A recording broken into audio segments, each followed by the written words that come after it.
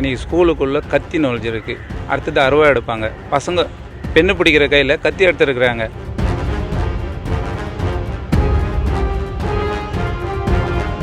வேலூரில் 12ஆம் வகுப்பு படிக்கும் 2 மாணவர்களுக்கிடையே ஏற்பட்ட தகராறில் மாணவர் ஒருவர் பிளேடால் வெட்டியதில் சக மாணவர் காயமடைந்த நிலையில் மருத்துவமனையில் அனுமதிக்கப்பட்டுள்ளார்.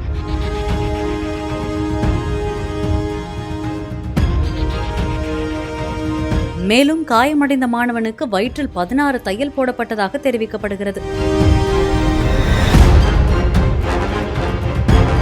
போலீசார் இச்சம்பவம் குறித்து விசாரணை மேற்கொண்டு வருகின்றனர். ஸ்கூல்லேருந்து யாரும் அவங்க சண்டை அவங்க நச்ச இடத்துல யாருமே வரல. ஹாஸ்பிட்டலுக்கு போனோன்னே எனக்கு தையல் போட்டு லாஸ்ட்டில் இந்த இடத்துல தையல் போடுறப்ப தான் வந்தாங்க. மண்டையில் எல்லாம் தையல் போட்டு முடிச்சுட்டு பிறகு தான் வந்தாங்க. பார்த்துட்டு என்ன சொன்னாங்க? ஏன்டா சண்டை போடுறீங்க, பெருசுப்படுத்த வேணாம் இது. சரி, எப்படி சண்டை வந்துச்சு? சண்டை வந்து எனக்கும் அவனும் என் ஃப்ரெண்டு ஒருத்தர் இருக்கான் கிஷோரன், அவனும் தமிழ் மணியும் சொந்தக்கார பசங்க 2 பேர். அவனுங்க கிட்ட வந்து நான் கிஷோரன்ற ஃபோன் பண்ணி நான் சொன்னான், இதே தமிழ் மணிடா என் தம்பிடா, அவனை சும்மா முட்டி போட வைக்கிறேன்டா அப்படின்னு அவன் சொன்னான். அதுக்கு வந்துட்டு நான் அந்த தமிழ் மணி பையன்கிட்ட போய் கேட்டேன், ஏன்டா அவங்க அண்ணன் ஏன்டா அப்படி சொல்கிறான் அப்படின்னு கேட்டேன்.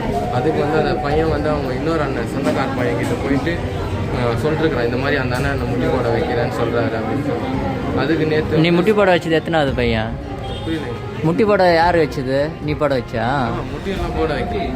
ஏன்டா முட்டி போட உன்னை வைக்கிறேன் அப்படின்னு நான் ஏன்டா சொல்கிறேன், உன்னை என்னடா பண்ணுவீங்க?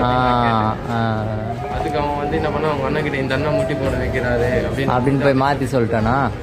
அதுக்கு அவங்க அண்ணன் வந்து நேற்று வந்து என்கிட்ட வந்து 2 அடி எதுவுமே பேசலாம். கஷ்டம். அவன் அண்ணன் என்ன பண்ணுறான்?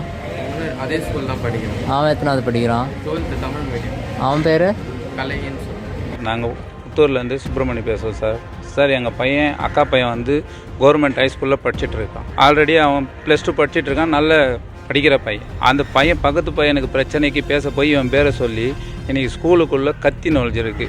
அடுத்தது அருவா எடுப்பாங்க. பசங்க பெண்ணு பிடிக்கிற கையில் கத்தி எடுத்துருக்குறாங்க. இதை விசாரிக்க வேண்டிய டீச்சர்ஸ் 2 நாளுக்கு முன்னாடி அடிச்சிருக்காங்க பையனை. அது பேரண்ட்ஸ்க்கும் தெரிவிக்கலை. 2வது அந்த பையனையும் கூப்பிட்டு அவங்க பேரண்ட்ஸையும் கண்டிக்கலை. இது எங்களுக்கு தெரியாத போக அவன் தைரியமாக கத்தி எடுத்துன்னு வந்து அறுத்துருக்கான் சார் பையனை. ஆமாம், அந்த பிளேடு சின்ன பிளேடு எடுத்து மொத்தமே அறுத்துருக்கான். நெஞ்சுக்கிட்ட எல்லா இடத்துலையும் அறுத்துருக்குறான். நான் என்ன கேட்குறேன், டீச்சர்ஸ் இன்ன வரைக்கும் அந்த பையனுக்கு என்ன ஆச்சுன்னு வந்து ஒரு ஹெட்மாஸ்டர் கூட வந்து விசாரிக்கல சார். இப்போ கூட ஒரே கோரிக்கை தான், பெண்ணு பிடிக்கிற கையில் கத்தி பிடிச்சிருக்கிறான். காரணம் யார்? டீச்சர்ஸ். அப்போ என்ன பண்ணுறாங்க? கல்வித்துறை அமைச்சர் இதெல்லாம் கேட்காம என்ன பண்ணுறாரு? மொத்தமே நடக்கக்கூடியது எல்லாமே அராஜகம் தான் ஸ்கூலில். நீங்கள் பார்க்க போனீங்கன்னா ஸ்கூலில் இப்போ படிக்கிற பையன் ஹேர் ஸ்டைல்லேருந்து இன்னைக்கு வரைக்கும் நடக்கிற எல்லாமே தப்பாக தான் நடந்துட்டு இருக்கு. நீங்கள் பார்த்துருக்கலாம், மீடியாலலாம் போடுறாங்க. ஆனால் இன்னைக்கு என் வீட்லேயே நடந்துச்சு, நாளைக்கு எல்லார் வீட்டுக்கும் நடக்கும். இன்னைக்கு பிளேடு எடுத்துங்க, எல்லாம் வேணாலும் எடுப்பாங்க பசங்க. இப்பயே நீங்கள் திருத்த முடியல, நான் உன்னை எப்போ திருத்த போகிறீங்க? எல்லாமே எனக்கு ஒரே ஒரு கோரிக்கை தான் கல்வி அமைச்சர்கிட்ட, எல்லா ஸ்கூலும் கண்டிப்பாக நீங்கள் வாட்ச் பண்ணி தான் ஆகணும்.